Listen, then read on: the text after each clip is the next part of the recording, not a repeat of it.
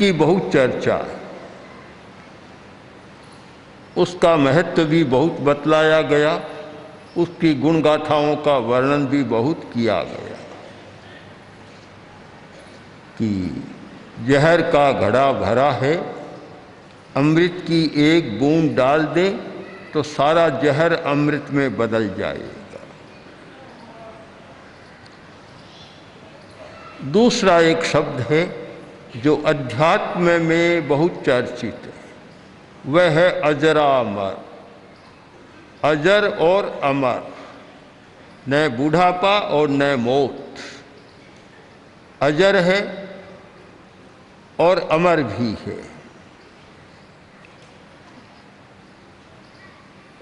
शक्र स्तुति में बतलाया गया, ऐरामरम ठाणम, अजरामर स्थान, वह स्थान मोक्ष जहाँ न बूढ़ापा है और न मौत है। व्यावहारिक जगत में भी, रासायनिक क्षेत्र में, आयुर्वेद में जहाँ रसायनों का वर्णन है, वहाँ भी शब्द कहता है, इस शब्द की चर्चा होती है कि अमुक रसायन का सेवन करो, आदमी बूढ़ा नहीं बनेगा। च्यवनप्राश आदि आदि जो रसायन है, वहाँ जानने को मिलता है कि बूढ़ापा दूर भाग जाता है और अमर हो जाता है, आदमी जल्दी नहीं मरता। विज्ञान के क्षेत्र में भी आज इस विषय पर खोज हो रही है। जेरेंटोलॉजी एक शाखा है, उसका काम है कि बूढ़ापा दूर कैसे रहे, आदमी जिए तब तक बूढ़ापा न आए, तो बूढ़ापे को दूर भगाने के लिए अनेक वस्तुओं की खोज की जा रही है। तो बुढ़ापा अच्छा नहीं लगता, आदमी बुढ़ापे से डरता है, अच्छा नहीं लगता। एक महिला के घुटने में दर्द हो गया, डॉक्टर को बुलाया, डॉक्टर भीतर जा रहा था, पति बाहर खड़ा था और डॉक्टर से बोला, डॉक्टर साहब एक बात का ध्यान रखना, और एकदम दवा के बिना ही ठीक हो जाएगी। उसने कहा चमत्कार है, कैसे हो जाएगी? आप ये बता देना कि ये बूढ़ापे का लक्षण है, अपने आप ठीक हो जाएगी। कोई भी स्त्री बूढ़ा बनना नहीं चाहती। डॉक्टर भीतर गया और पूछा क्या बात है कि ये दर्द है घुटने का, ये सारा है। डॉक्टर ने कहा ये तो बुढ़ापे का लक्षण है। उसने कहा नहीं नहीं, मैं बूढ़ी नहीं हूँ, चले जाओ, मुझे दवा नहीं लेना। बूढ़ा बनना नहीं चाहता, अजर, बुढ़ापे से मुक्त रहना चाहता है और मरना भी नहीं चाहता, अमर बनना चाहता। अमर, कितनी खोजें हुई है कि आदमी अमर कैसे बने। वैज्ञानिक क्षेत्र में एक प्रक्रिया है हिमीकरण की। हिमीकरण, एक जिंदे आदमी को बर्फ में सुला दिया और कहते हैं 100 वर्ष, 2 वर्ष, 400 वर्ष बाद जब चाहो तब उसको जिला दिया जाएगा। यह हिमीकरण की प्रक्रिया अमरता की दिशा में चल रही है। आदमी ऐसे प्रयोग भी करता है कि मरूं नहीं मैं, नहीं मरूं मैं, मरूं नहीं, ऐसी भावना भी करता है। अजर भी होना चाहता है और अमर भी होना चाहता है, किंतु इतने प्रयत्नों के बाद भी आदमी बूढ़ा हो रहा है। बूढ़ों की संख्या बहुत बढ़ रही है आज की दुनिया में, और अमर भी हो रहा है। जल्दी नहीं मर रहा है, प्रतिशत बढ़ा है, किंतु फिर भी मर रहा है। दोनों हो रही हैं। स्तुतिकार का वक्तव्य यह है कि प्रभु अमृत समुद्र में से निकला था। पौराणिक बात है, जब श्री कृष्ण ने समुद्र का मंथन किया 14 रत्न निकले, उनमें एक था अमृत। अमृत निकला वहाँ से, जहर भी निकला, अमृत भी निकला। तो समुद्र में से निकला। स्तुतिकार कहते हैं कि प्रभो, आपके गंभीर हृदय समुद्र से, आपका हृदय समुद्र इतना गंभीर है, और समुद्र जितना गंभीर होता है उसमें से उतने ही बढ़िया रत्न निकलते। तो आपका हृदय समुद्र इतना गंभीर है, और उसमें से जो निकलता है, आपकी जो वाणी निकलती है, उसे लोग कहते हैं अमृत है। वाणी अमृत है।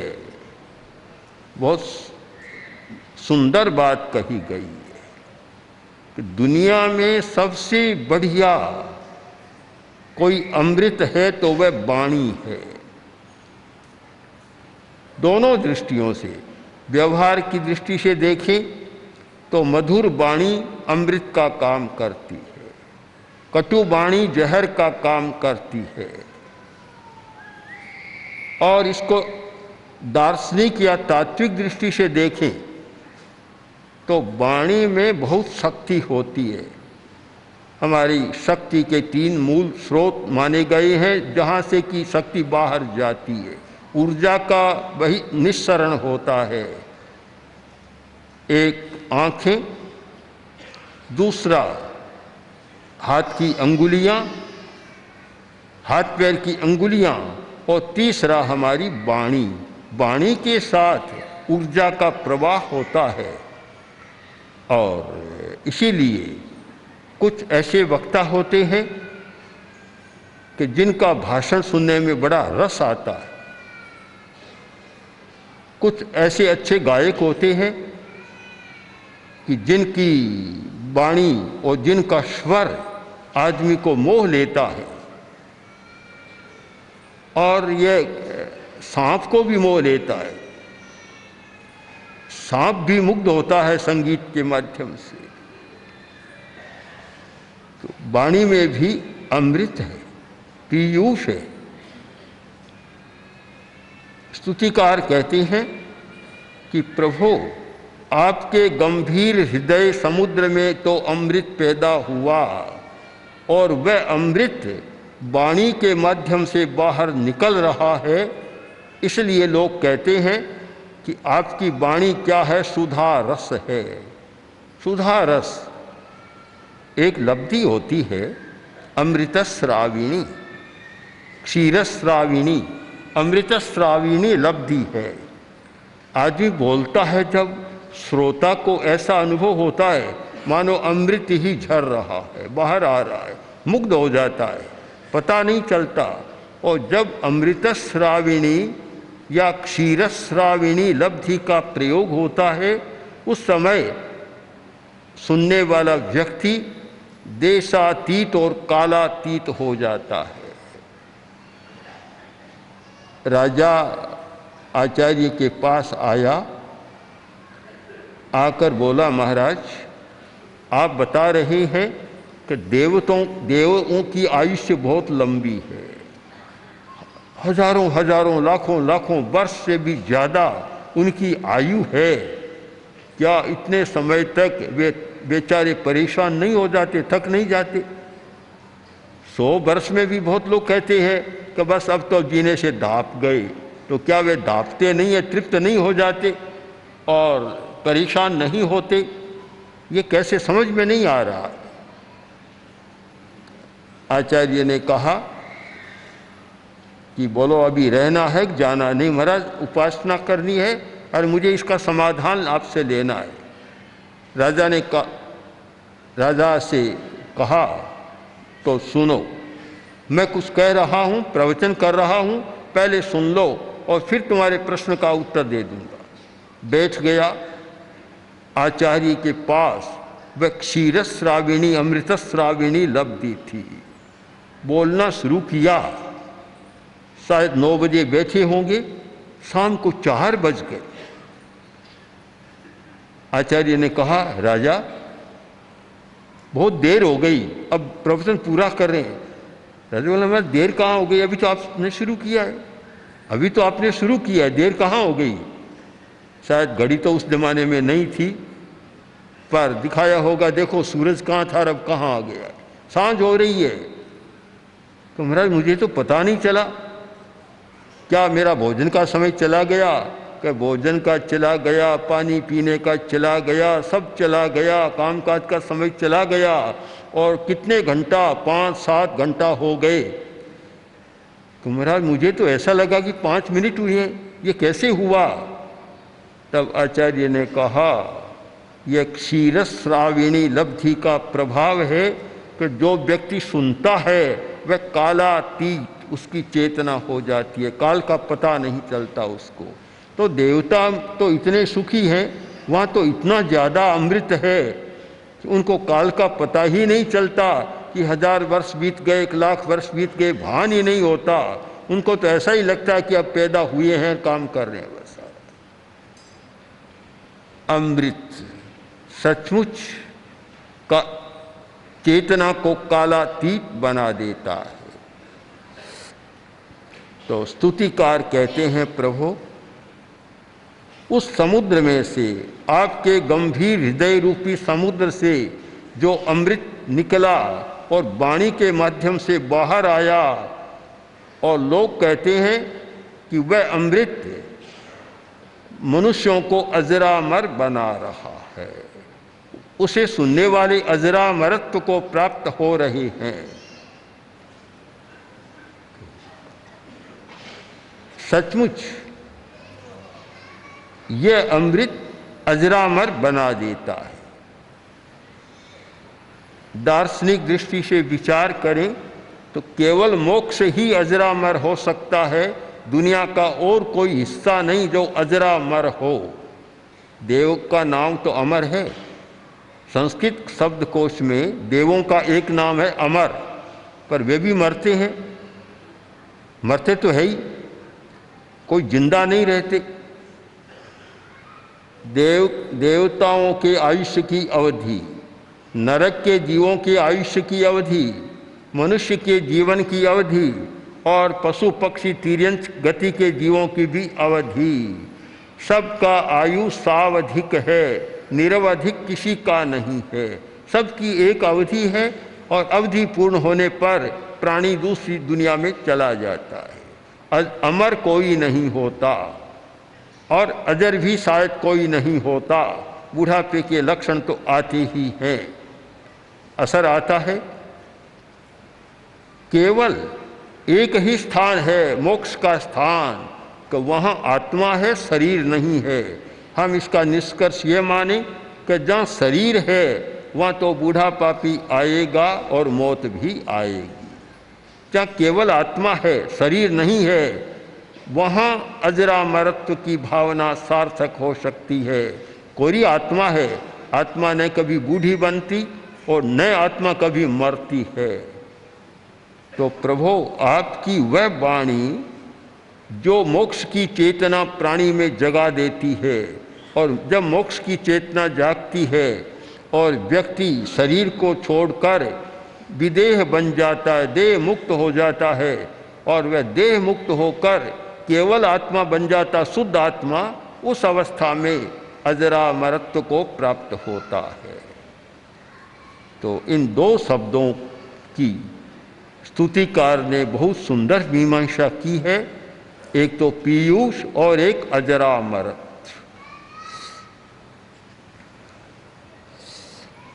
इससे आगे एक और अतिशय, यह वाणी का अतिशय जो अमृत तुल्य वाणी होती है, और एक अतिशय है, ऐसा माना जाता है कि तीर्थंकर के पास प्रवचन के समय देव खड़े रहते हैं और चमर डोलाते हैं, चमर का बीजन करते हैं, चमर का डोलन होता है। तो ये सब जानते हैं कि चमर है, उसे ऐसे करते हैं, ऊपर आता है, नीचे जाता है, ऊपर आता है। यह नीचे ऊपर जाने की प्रक्रिया है। स्तुतिकार ने इस पर ध्यान दिया कि ये क्यों, कि नीचे से ऊपर आता है, ये क्यों? कवि प्रकृति का अध्येता होता है। प्रकृति के सूक्ष्म रहस्यों को एक कवि सहृदयता के साथ जितना पकड़ता है उतना दूसरा आदमी नहीं पकड़ पाता। वैज्ञानिक भी सूक्ष्म रहस्य को पकड़ता है वह यंत्रों के माध्यम से, किंतु कवि अपनी काव्य की कल्पना और चेतना के द्वारा सूक्ष्म रहस्य तक चला जाता है, गहराई तक चला जाता है। तो स्तुतिकार महान कवि हैं, उन्होंने कहा स्वामिन सुदूर मौनम्य समुत्पतंतो। ये चंवर एक बार नीचे झुकते और फिर ऊपर उठ जाते। ऊपर उठते ये क्यों? कारण बतलाया कि ये स्मयी नतिम विदधते मुनि पुंगवाय। जो पार्श्व प्रभु को नमस्कार करते हैं और नमस्कार करने के लिए झुकते हैं उनकी ऊर्ध्व गति हो जाती है। चंवर नीचे ही नीचे नहीं जाता, बस ऊपर आ जाएगा, क्योंकि आप महान हैं। आप में वह विशेषता है कि दूसरों के लिए भी ऊर्ध्व गति हो की बात आप कर देते हैं, नीचे नहीं रहते। एक चंवर की स्वाभाविक प्रक्रिया के साथ एक आध्यात्मिक गुण का आकलन किया गया है। चंवर की तो स्वाभाविक प्रक्रिया है। चंवर श्वेत होता है, सफेद होता है। इसका अर्थ हुआ कि प्रभो जो व्यक्ति नून ऊर्ध्वगतये खलु शुद्ध भावा, शुद्ध भाव से जो आपके पास आते हैं उनकी गति नीची नहीं होती, ऊर्ध्व गति हो जाती है। सफेद और शुद्ध भाव, शुद्ध भाव के लिए श्वेत रंग की तुलना बहुत महत्वपूर्ण है। हमारी 6 लेश्याएँ हैं, उनमें सर्वश्रेष्ठ लेश्या है शुक्ल लेश्या, सफेद रंग की लेश्या। 4 ध्यान है, आर्त ध्यान, रौद्र ध्यान, धर्म्य ध्यान और शुक्ल ध्यान। सबसे उत्कृष्ट और श्रेष्ठ ध्यान है सफेद रंग का ध्यान, शुक्ल ध्यान, शुक्ल वर्ण का ध्यान। यानी सफेद रंग सर्वोपरि माना गया है। अध्यात्म विज्ञान की दृष्टि से और रंग विज्ञान की दृष्टि से सफेद का बड़ा महत्व है। तो शुद्ध भावा व्यक्ति के भीतर भी दोनों प्रकार के भाव होते हैं। एक कृष्ण लेश्या का भाव, काले रंग का भाव, और एक शुक्ल लेश्या का भाव, शुद्ध भाव। तो जो व्यक्ति शुद्ध भाव वाला है वह ऊपर की गति में चला जाएगा, ऊंची गति में चला जाएगा। इधर तो चामर सफ़ेद रंग के हैं, जिनका बीजन हो रहा है, सफ़ेद रंग वाली हैं। एक कवि को इतना सुंदर उपमा का अवकाश मिल गया कि चामर नीचे जाते हैं और आपको नमस्कार करते हैं। नीचे जाने का नतीम विदधते, वे नमस्कार कर रहे हैं आपको। एक और तो उनका भाव शुद्ध है, दूसरी ओर आपको नमस्कार कर रही है और नमस्कार करने से भाव शुद्धि हो जाती है। तो चमर भी ऊपर उठ जाता है। तो भला मनुष्य की क्या बात। जो आदमी शुद्ध चेतना के साथ शुक्ल ध्यान या शुक्ल लेश्या के साथ अस्मयी नतिम विदधते मुनि पुंगवाय, हे मुनि पुंगव, जिस मुनि पुंगव को, जिस पवित्र आत्मा को, जिस महर्षि तीर्थंकर को कोई आदमी नमस्कार करता है और उसका भाव शुद्ध है, उसकी भी गति ऊंची हो जाती है।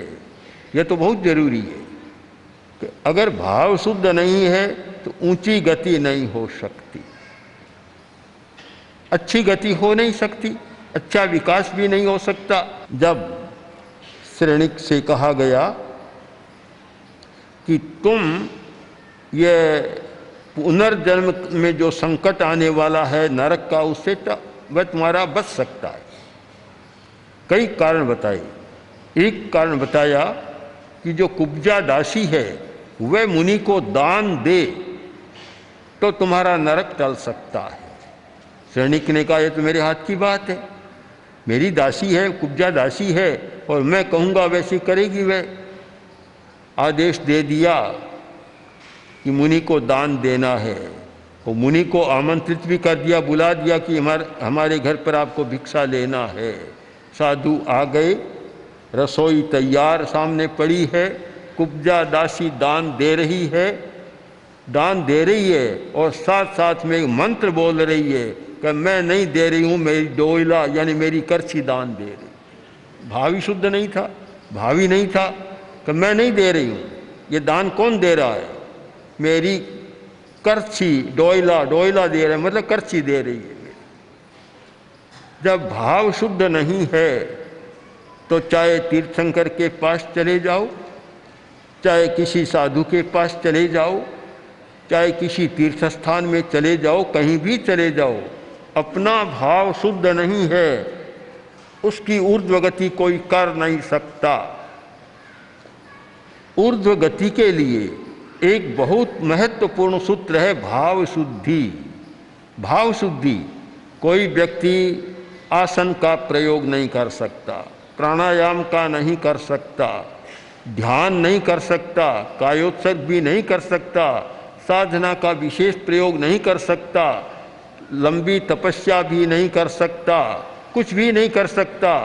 अगर वह ये करे कि मैं अधिकतम समय भाव शुद्धि में बिताऊंगा, मेरा 24 घंटा में अधिक समय भाव शुद्धि में बीतेगा, तो मैं मानता हूँ ध्यान करने वाले, आसन करने वाले, उपवास बेला तेला आदि करने वाले सब पीछे रह जाते हैं, वह आगे चला जाता है।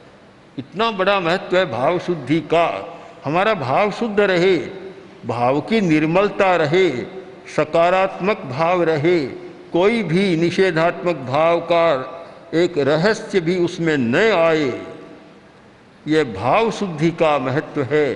तो प्रभु, वे व्यक्ति जो भाव शुद्ध वाले हैं और आपको नमस्कार करते हैं, वे व्यक्ति निश्चित ही ऊर्ध्व गति वाले हो जाते हैं। ओम श्री महाप्रज्ञ गुरवे नमः। ओम श्री महाप्रज्ञ गुरवे नमः। ओम श्री महाप्रज्ञ गुरवे नमः। ओम श्री महाप्रज्ञ गुरवे